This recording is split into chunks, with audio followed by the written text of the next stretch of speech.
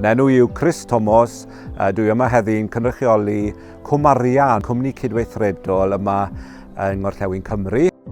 Dwi'n credu bod gweithio'n Sir Gar yn gyfle i bobl ddod i nabod yr ardal wledig, ond hefyd mae'n gyfle i weld faint o gyfleoedd sydd ar gael ar gyfer ynni adnewyddol neu cymunedau, ac mae'n le arbennig i fyw yn Gorllewin Cymru, a gobeithio bydd hwnna'n para.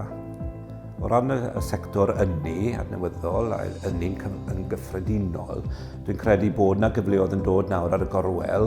Mae'r Llywodraeth Cymru, Llywodraeth Prydeinig yn bwrw ati i rhoi cyllid mewn tuag at ynni gwyrdd. Ond o ran y potensial i'r dyfodol, i ni nawr yn edrych yn Gorllewin Sir Benfro a Gorllewin Cymru a Sir Gar ar gyfer ynni gwynt sydd ar wyneb y ddŵr. Felly mae datblygiad y môr Celtaidd maen nhw'n galw le bydd gyda y prosiect cyfle i gael ynni gwynt fel ar y wyneb y ddŵr, floating wind energy maen nhw'n galw yn Saesneg. Felly mae yna dipyn, bydd biliynau o bynnau yn cael ei fuddsoddi.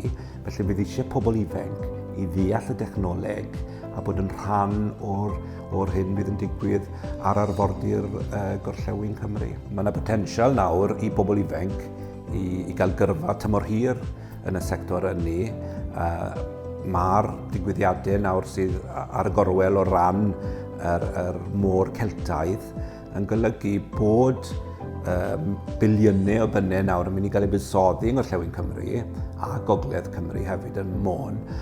Ac bydd yna gyfle i cael apprentisiaeth yn y sector o ran defnydd y Gymraeg. Wedyn mae cyflogwyr, fi'n credu, bydden nhw'n hapus iawn i weld y CV yn dangos bod rhywun yn rhugl yn y Gymraeg ac ieithoedd eraill, a bydd hwnna'n bendant yn rhoi mwy o bwyntiau i'r unigolyn hynny i gael swydd.